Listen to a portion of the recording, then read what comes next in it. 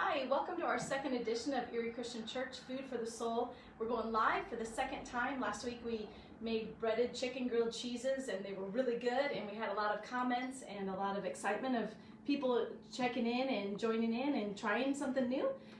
We hope that this week you'll do the same thing.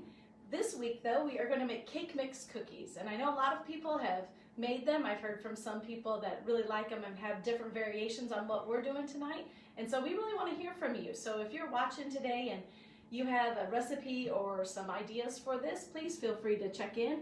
Kara's on the computer again and Kelly is videoing for us, so I'm grateful for my daughters. And I want to go ahead and get started. So I've tried lots of different cake mix cookies recipes, but this is one that's my favorite, and I lost it for about a year. It was kind of stuck behind another recipe, and so I tried other ones that I found on Pinterest, but this one is absolutely my favorite. It seems to come out the best, and we just like it the most. So I hope you enjoy it too. So what we start off with is 1/4 cup of margarine, or not margarine, sorry, butter. You can use margarine, but we prefer butter, so it's just half a stick. I don't soften my butter because I think it kind of wrecks the consistency of your cookie, so I'm just going ahead and cut it, because when it's hard like this, it kind of takes a long time to soften up in the mixer itself. You can do this by hand, you can mix cookies by hand, but since it's cake mix, the batter gets a little thick, so a hand mixer or a regular mixer helps the most. So we're going to go ahead and start with this 1/4 cup of butter, and I'll just throw that in my mixer. The other things that you're going to need today, because I forgot to tell you that, you need to make sure that you have 1 egg, 1/3 cup of milk, a cake mix. It can be any kind. I prefer white, but you can do yellow, and then we'll talk about other variations here in a little bit. You'll need some chocolate chips, of course. You won't need a bag this big. This is just the way we buy it for our family. And then powdered sugar in a bowl. So I'm going to go ahead and try to get this butter to start going. So I lock down my mixer, and I kind of go on low just to start with. You don't want the butter flinging all over. I've had that happen. So voice of experience, go slow first. And then as it starts to soften, you can pick it up a little bit. You want to get it so it's nice and creamy together. And it's getting there. With just a 1/4 cup, it doesn't take very long. All right, and that should be about good. It's not super soft, but it's not hard anymore. And I always keep a spatula handy, and I push down on that and just get that out of there. The next thing that I would like to do then is I take my cake mix. I will take it out of the box because that has a tendency to fall out. And like I said, I'm using a white cake mix. I like the yellow. I've done the yellow, but I like the white better. It just kind of gives me that wedding cake feel or whatever, and so I just like that flavor better. You use 1 egg, and just like in a white cake mix, I just use the egg white. I know you can add the egg yolk. We've done that before because sometimes that accidentally falls in. So in order to not have that happen, I'm going to do it over a bowl because I don't trust myself, and I've made this before where the yolk falls in and shell falls in. So you just go ahead and gently crack that. And if you've never separated an egg before, you want to keep a good part of the bottom straight up and down, and you let the egg white fall, and then you just start moving that egg yolk back and forth until you get all that egg white out. It kind of makes a mess, but it's not too bad.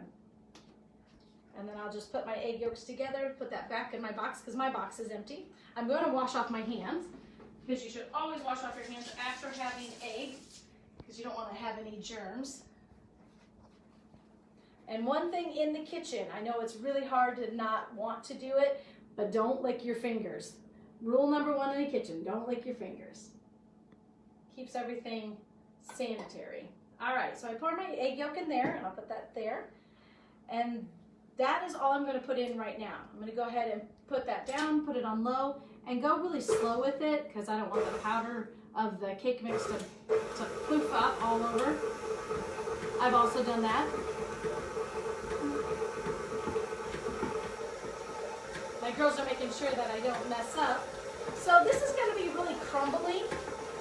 So what I do then now is I slowly pour in the milk, because then it mixes a little better when you do it slowly. So I just hold it over just while it's mixing up. I just hold it really slow. and let it go in nice and slow like that. And then it seems to just melt together better. And it's getting there. Probably could go a little faster. I just don't want it to splash all over. All right. I'll just put all my dirty dishes to the side. And now it's mixing up really nice. And just like a cake mix, you can go a little higher. But with it being a cookie, I don't want it to separate too much because then you get flat cookies. So this seems to be all mixed together. And what I do then is I take my spatula again, and I like to scrape down the sides of the bowl before I add my chocolate chips. Because otherwise it seems like that stuff always just stays to the side of the bowl, and then they don't mix in well. I usually kick all that stuff off the spatula itself, and then it's ready. Doesn't have to be perfect. It's just whatever works best for you. So I'm going to put that back down and go ahead and lock it in. And I'm going to take my chocolate chips. And again, like I said, I don't measure. I just pour in. My kids like more chocolate chips than less. If you don't like chocolate chips as much, you can put in as little or as much as you want. So I kick it on low again, and I just start pouring them in.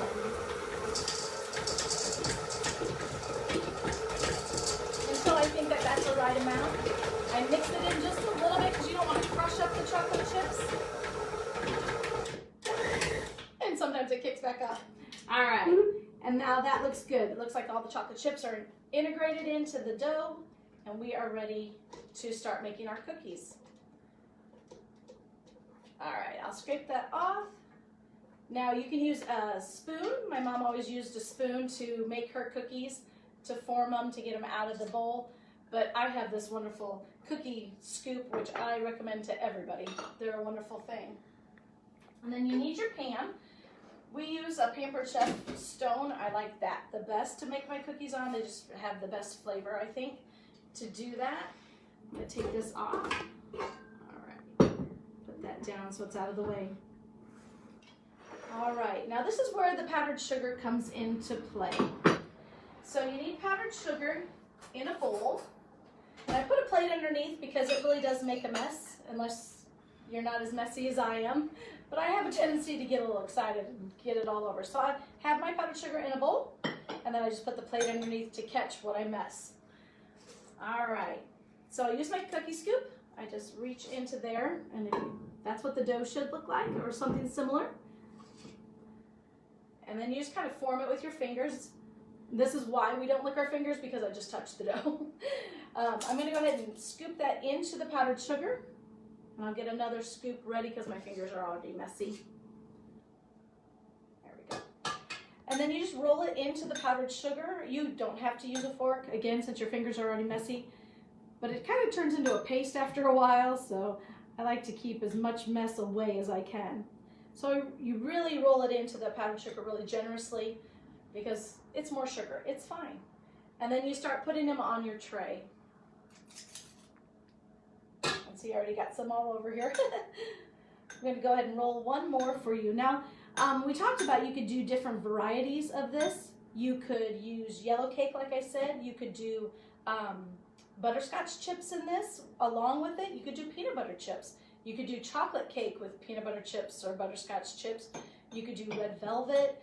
We've done all different kinds, and it's whatever you like. Chocolate with mint. It's whatever your family prefers the most. And so you just keep doing this until your tray is full. I try to leave a good couple inches in between because these cookies do get quite large. And so I'll do one more. Last week we talked a little bit about a study that I've been doing with the college age girls, and we completed that. And now we're doing a new one, and it's called Fearless, and it's by Sadie Robertson. I'll let you keep working on yours, and I'm going to read you a little scripture after I wash off my hands. So Sadie Robertson is the daughter of Willie and Corey Robertson, and they're off the Duck Dynasty. And she's written a book called Fearless. And it's such a great book. I did this same Bible study with the high school girls, and they really, really seem to enjoy it. So we're doing it again. She does a little video, and again, it's on the Bible app, so if anyone wants to find out more about that, it's really good. She just speaks to you for about 3 minutes, and then you have some scripture, and so it's really good. But one of the scriptures that she had for today It comes from Isaiah 41, verse 10. And it says, "Do not fear, for I am with you. Do not be dismayed, for I am your God. I will strengthen you and help you. I will uphold you with my righteous right hand." And I know sometimes, especially right now, things don't seem like we know what's going to go on. And maybe we have some fear in us about that, about the unknown. But the good thing is that this reminds us that God's with us, and He gives us the strength and the courage to keep going on and to keep living and knowing that He's got us in His hand. And what a blessing that is to have. And I hope that gives you encouragement. Again, that's Isaiah 41:10. And please share that with someone. Maybe someone you know is struggling and they could use to hear that to give them some strength. So that's my encouragement for you today. So I don't want you to have to wait for the cookies to get done. I hope that as you do this that you're having a lot of fun with yours. But I wanted to show you, I made some up earlier. The pan is even still hot. But this is about what your cookies should look like. There should still be powdered sugar, and they should be nice and poofy, and a little bit of golden brown. And they're really good. So I'm hoping that you have a good time making yours. Oh, good question. How long do we bake them for? I'm so sorry. The recipe says to bake at 350, and then I do 7 minutes, and then I turn them halfway. I turn the pan halfway because no oven cooks evenly, and then I bake another 7 minutes. And then that's a really great question. I'm sorry I forgot that. And then I just use my little spatula, and then they come off really nice. One disclaimer though, when you're eating them, do not breathe in because the powdered sugar will go down and it makes you cough. It's a funny thing that we have going on in our house that every time we eat them, someone always has that happen. So we hope you really enjoy this recipe. And next week though, we're already planning for next week because people have been asking. We are going to make twice baked potato casserole. And I'll be posting on this link the items that you'll be needing for that. So we hope that you'll join us again, and we hope that you have a great week. See you later.